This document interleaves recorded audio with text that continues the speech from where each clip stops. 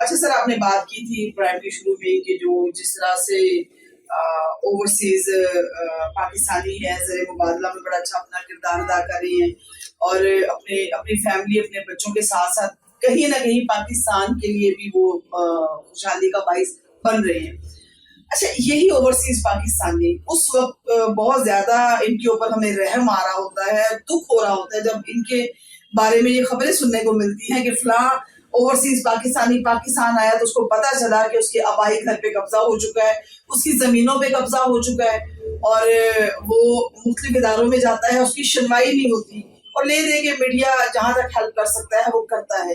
آپ نے بہت بڑے بڑے اصلاح کے کام کیے ہوئے ہیں، کس طرح دیکھتے ہیں اس طرح کے معاملات؟ کیا یہ بہت بڑی ایک ظلم ہے، ایک زیادتی ہے جو اوورسیز پاکستانی کو فیس کرنی پڑتی ہے.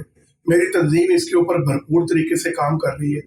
ہم نے بہت سارے سینکڑوں کی تعداد میں پچھلے 3 سالوں میں لوگوں کے قبضے چھڑا کے دیے ہیں اور ہم نے ایسے لوگوں کو بے نقاب کیا ہے، ایسے مافیا کو بے نقاب کیا ہے.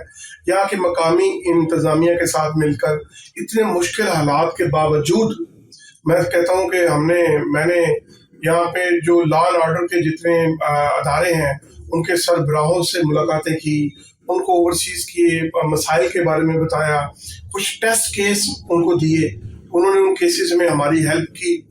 اور میں سمجھتا ہوں کہ اوورسیز پاکستانیوں کو اگر انصاف ملتا رہے گا تو وہ کبھی بھی نہیں پلٹیں گے اس ملک سے. اپنی بہت بڑی کنٹریبیوشن ہے. میں بھی آپ کے دفاتر میں لگی ہوئی تصاویر دیکھ رہی تھی، جتنے پاکستان کے سیکورٹی فورسز کے ادارے ہیں، لا اینڈ آرڈر کے ادارے ہیں، سب کے سربراہان کے ساتھ آپ کے بہت اچھے تعلقات بھی ہیں اور آپ کی ملاقاتیں بھی رہتی ہیں، کیونکہ ان تک پہنچے بغیر یہ معاملے سارٹ آؤٹ بھی نہیں ہو سکتے. بالکل ایسے ہی ہے. میں شکریہ ادا کرتا ہوں میں تمام ان سربراہان کا جنہوں نے ہمیں یہ باور کروایا کہ وہ ہماری مدد کرنے کے لیے تیار ہے اور ہماری وجود کو انہوں نے تسلیم کیا اور انہوں نے اس امپورٹنس کو بھی بڑی اہمیت دی کہ یہ ریڑھ کی ہڈی رکھنے والے لوگ ہیں.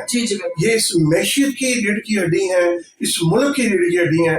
میں آج آپ کے اس پلیٹ فارم سے میں مبارکباد دینا چاہوں گا پاکستانیوں کو. پچھلے 2 مہینوں میں دسمبر اور جنوری میں ریکارڈ ریمیٹنس آیا اس ملک میں. وہ کس نے بھیجا ہے؟ اوورسیز پاکستانی نے بھیجا ہے. آج ملک ایک ڈالر کے لیے ترس رہا ہے، ایک ڈالر کے لیے ہم IMF کے آگے جھکے ہوئے ہیں.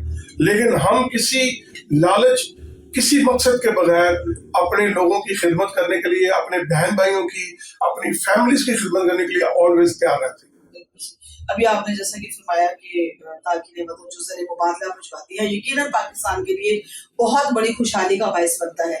سر، یہاں سے مجھے ایک بات یاد آ گئی ہے کہ آپ بھی یقیناً ایگری کریں گے، اس سے اپنا پوائنٹ دیجیے گا کہ بہت عرصہ پہلے بلکہ 2-3 دفعہ یہ گیم ہو چکی ہے کہ پاکستان نے قرضہ اتارنا ہے، پاکستان میں ڈیم بننے ہیں، تو جو اوورسیز پاکستانی ہے وہ آگے آئے اور وہ بڑھ چڑھ کر سر آگے آئے. ایک کثیر مقدار میں انہوں نے پاکستان میں پیسہ بھجوایا. کیا وہ آپ کو کیا لگتا ہے کہ اعداد و شمار کے مطابق ان کا پیسہ صحیح جگہ پہ استعمال ہوا اور انہوں نے کس حد تک اس میں کنٹریبیوٹ کیا تھا؟ جی دیکھیں، صرف یہی نہیں ہے کہ انہوں نے اپیل کی ہے ملک قرض اتارو ملک سنوارو، ایک اسکیم میاں نواز شریف صاحب نے شروع کی تھی.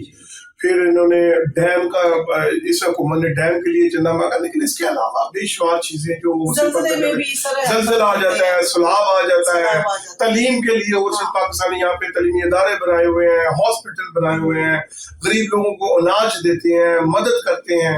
ہمارا اپنا ادارہ یہاں پہ پاکستان اوورسیز کمیونٹی گلوبل، ہر سال رمضان میں آتا ہوں اور یہاں پہ ہم 500 سے زیادہ غریب لوگوں کو راشن دیتے ہیں، پھر ان کے لیے ہم کھانے کا انتظام کرتے ہیں. تو اس طرح بے شمار اوورسیز پاکستانی یہ کام کرتے ہیں.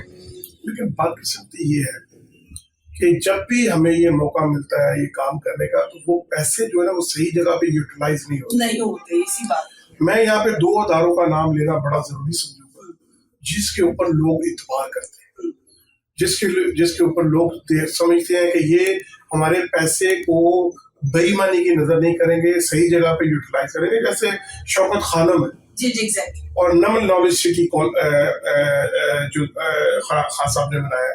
یہ دونوں ادارے، اس طرح کے بے شمار اور بھی ادارے ہیں جیسے یہاں پہ ڈیلسیز کا لوگ کام کر رہے ہیں, ٹرانسپیرنسی ہے بہت زیادہ لوگ یہ کام کر رہے ہیں. اور میں پاکستانی قوم کی آپ کو ایک اور خوبی بتاؤں, ہم ٹیکس چوری کرنے میں بھی نمبر 1 ہیں جی جی, اور ہم زکوٰۃ دینے میں بھی نمبر 1 جی ایسا ہی ہے. تو ہم سمجھتے ہیں کہ ہم نے جو پیسہ چوری کیا ہے, جو ہم نے زکوٰۃ وہ زکوٰۃ دیں گے تو ہماری بخشش ہو جائے گی. تو میں ہمیشہ کہتا ہوں کہ قوم کو نقصان پہنچانے کے بعد کسی کو کھانا کھلانے سے آپ کے گناہ معاف نہیں ہوں گے. سب سے پہلے آپ کو قوم کا قرض اتارنا ہے, آپ کو اپنے ٹیکسز صحیح طریقے سے پے کرنے چاہیے, کیونکہ اس کو قوم کو ضرورت ہے آپ کے پیسوں کی. اگر آپ انفرادی طور پر مثال کے طور پہ آپ کوئی پراپرٹی کا کام کر رہے ہیں اور آپ نے فری, آپ کو میں مثال دے سکتا ہوں, ملک ریاض ہے, علیم خان ہے, اور اس طرح کے اور ڈیولپر ہیں جو فری کھانا کھا رہے ہیں. اور انہی لوگوں نے کیا کیا ہے, انہی لوگوں نے کاغذ بیچے لوگوں کو لوٹا ہے, لوگوں کو انہوں نے فائلیں دی ہیں, وہ کاغذ کی طرح رول گئی ہیں, اور اس میں سے کچھ لوگوں کو گھر پلاٹ بھی مل گئے ہیں جنہوں نے جا کے پیروی کی ہے اچھی اسکیم. لیکن بات وہی ہے کہ آپ پیسہ کما کے باہر نہ لے کے جائیں, یہاں کمائیں یہاں لگائیں. اب ایک اور بڑا ڈارک پہلو جو میں آپ کے پلیٹ فارم سے آپ کو بتانا چاہوں گا کہ ہم تعلیم میڈیکل میں اور انجینئرنگ میں اپنے بچوں کو فری آف کاسٹ پاکستان سے دلاتے ہیں, لیکن جیسے ہی وہ بچے تعلیم حاصل کرتے ہیں تو سب سے پہلے ان کا ٹارگٹ ہوتا ہے یہ ملک چھوڑ دیں. اچھا, وہ اس تعلیم کا وہ ریٹرن نہیں دیتے. اس ملک کو, اگر اس ملک کا قرض تو ہے نا, آپ کو اس ملک نے فری پڑھایا, آپ کو ایجوکیشن دی, ڈگری دی, آپ کو پہچان دی, لیکن آپ نے کیا دیا اس ملک کو؟ جیسے ہی آپ کو موقع ملا آپ بھاگ گئے. تو میں آپ کے پلیٹ فارم سے حکومت سے یہ مطالبہ کروں گا کہ ایسے اسٹوڈنٹس, ایسے ڈاکٹر, ایسے انجینئر جو یہاں سے سرکاری طور پہ تعلیم حاصل کرتے ہیں, جو اسکالرشپ پہ تعلیم حاصل کرتے ہیں, 10 سال کے لیے ان کے اوپر پابندی ہونی چاہیے کہ وہ اس ملک سے باہر نہ جا سکے. 10 سال اس ملک میں سرف کریں, اس کے بعد ایک نئی کھیپ تیار ہو جائے, اس کے بعد والا لوگ آئے وہ سنبھال لیں اور وہ باہر چلے جائیں. یہ ایک سسٹم بنانا پڑے گا, پھر یہ ملک بچے گا. اگر ہم اپنی کریم اسی طرح ضائع کرتے جائیں گے, تعلیم لوگوں کو دیں گے, بھاگ جائیں, تو وہ یہ ملک ڈوبتا جائے گا. سر سسٹم بنائے گا کون؟ ایماندار لیڈرشپ, ایماندار. اللہ کرے میسر آئے پاکستان کو, دعا ہے میری, اللہ کرے میسر آئے. یہ ویسے تو یہ سیاستدانوں نے بھی اب کافی کچھ سیکھ لی ہے, اور اب وہ اس تجربات سے گزر کے ایک مشینری میں سے گزرے ہیں. اور ہمیشہ آپ کوئی بھی جمہوریت اٹھا کے دیکھ لیں, یورپ کی, فرانس ریولیوشن دیکھیں آپ, خون کی ندیاں بہتی تھی, انسانوں کو جانوروں کی طرح وہ ذبح کرتے تھے, لیکن جب وہاں پہ ریولیوشن آیا, انقلاب آیا, اور آج وہ قوم ہیومینٹی میں, ہیومن رائٹس میں نمبر 1 قوم ہے. وہ کہتے ہیں ہم سے بہتر انسان ہی کوئی نہیں ہے, لیکن وہ ایک پروسیس سے گزرے ہیں, 100 سال لگا ان کو اس پروسیس سے گزرتے ہوئے. اسی طرح ہمیں بھی ایک پروسیس, ہم بھی آج ایک پروسیس سے گزر رہے ہیں, اور میں تو پازیٹیولی چیزیں دیکھتا ہوں.